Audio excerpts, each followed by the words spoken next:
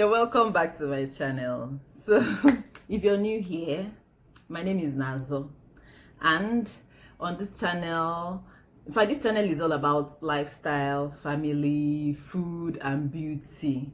So you're welcome. Please feel free to stay with us. Don't just pop in and pop out, though.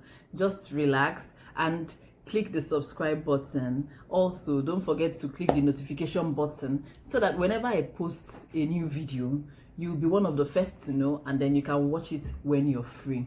So what will I be talking about today? Because obviously this is a sit down video. Hey, you can ignore the sound of that horn because my neighbors, I don't know, sometimes they just make noise. So this is a sit down video, and I'm going to be talking about how I've been coping without a help in the US. Well, you might have noticed that I don't live in Nigeria anymore. I recently moved to the US and I've been here for like almost a year now. Wow, time flies, oh. Like almost a year. It's going to be a year in September. So, and then if you've watched my previous video about the stories of house helps past, when I talked about my experience with all the house helps that I've had so far, I said something. I said that I've had a lot of house helps. Like I lived with a lot of them. So you would think that someone that has lived with a lot of house helps, that I'm sure you'd be wondering how I've been coping abroad, because you know that over here there is nothing like house help. If you want to get a help, a nanny or whatever, you have to pay, and it's really, really expensive. I've been living here without help. So and I know you might be wondering how that works, because even when I was in Nigeria, I used to wonder how those abroad were coping without help, because I see them leaving comments like it's not easy on them, especially those that have lots of kids like me. I have 5 of them. So I'm going to be telling you in this video, I'm going to be telling you how I've been coping so far without the help.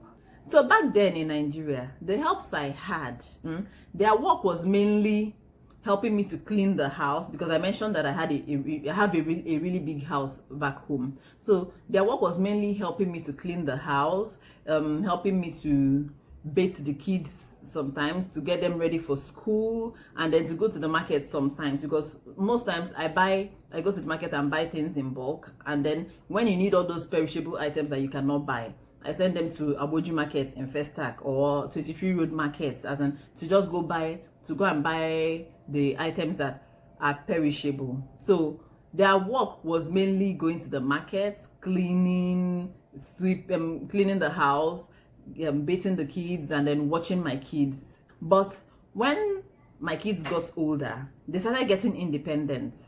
Like the first 2 started to bathe themselves, started to feed themselves, and I even started giving them chores to do, like sweeping and mopping small areas, folding their clothes. They even used to wash. Sometimes when I put clothes in the washing machine back home, then I would bring out a few items of clothing for them, so that they will wash it with hand, so that they would know how to wash clothes with their hands. So when they got older, they became more independent. They were not doing that all the time, but they were doing it when I remind them to do it. So we moved here and everything changed. First of all, our house got smaller. Yes, and it's not like getting smaller, as in the house getting smaller is a bad thing, because me, I Kukuma prefer smaller houses. I don't know, I prefer small houses to big houses. Why? Because with smaller houses, everywhere is close to everywhere, so it's easier to navigate. Like the kitchen is close to the sitting room, the bedrooms are close to the sitting room, like everywhere is just easier. It becomes really easy to navigate, and it's easier to clean. And then, like I said, you don't have to walk far to get to everywhere. So because of that, it's easier to clean over here. And then the kids got more involved with housework. They do chores. It's a good thing that they started doing it from Nigeria, so it's not a new thing to them. It's not difficult for them to do. It's just that the only problem is that you have to keep reminding them, because kids would always be kids, and they don't like it. They don't like doing chores, but you have to sit on them. You have to keep reminding them to do it. So, but they got more involved with doing house chores over here. They sweep, they clean, they wash their plates, they fold their clothes, they sort their laundry themselves, they clean up after themselves because they are old enough to do that. So over here, they got more involved with housework and then their own chores as well. And they even fix food for themselves because most times the food is already prepped. We prep the food ahead of time and then pack them in bowls and put them in the freezer. So all we need to do is to bring them out and then they warm the food and fix it for themselves when hungry. So that aspect got easier as well. And then the fact that there's always light is also helping matters abroad. If back then in Nigeria, there's no light most of the time. And then when you cook, you can't, even if you cook food in bulk, even if you're able to stock the freezer, you always have to make sure that you have light. And it's expensive now because if there's no light, you have to buy fuel. You have to fuel the gen so that it will be able to carry the freezer, so that your freezer will not, your things will not defrost. But over here, there's always light. So that makes it easier when it comes to food prep, so that the kids will always have something to eat when they go to the freezer. And also for some reason, cooking became easier and faster over here. Back in I don't really like to cook. I'm back in Nigeria. Cooking to me, it was a chore. Like it used to take time. I cook because I have to, not because I like doing it or because it's my favorite thing to do.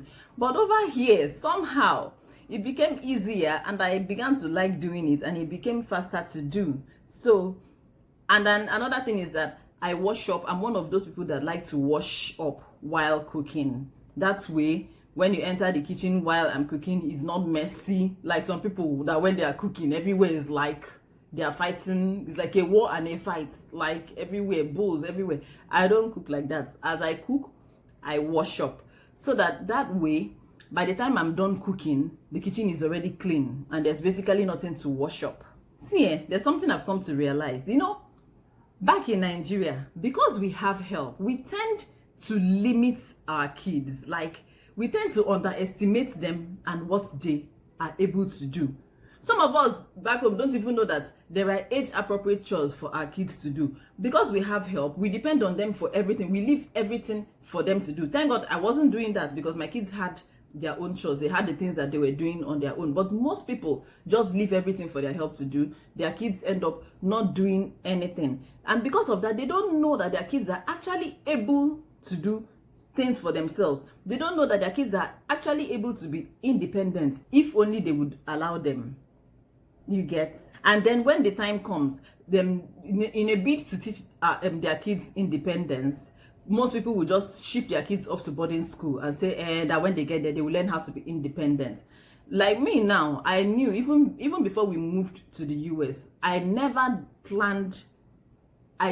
wanted my kids to go to boarding school. That one was a no-no for me. So that independence they were going to learn in boarding school, I decided to teach it to them myself. So they did not go to boarding school, but somehow they are independent. My kids, I have the first one is 10, the second one is 8, the third one is 6, fourth one is 2, and then the fifth one is just 6 months old.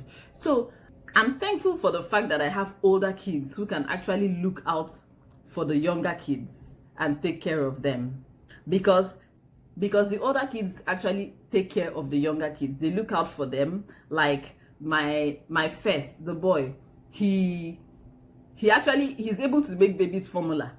He makes the babies, he mixes his brother's formula. He knows how to mix it perfectly. He knows how to measure it and everything. My daughter, the first one, knows how to, she's the one that takes care of the one that is 2 years old. So she feeds her. She even changes her wee-wee diaper. I don't let her change poo-poo diaper.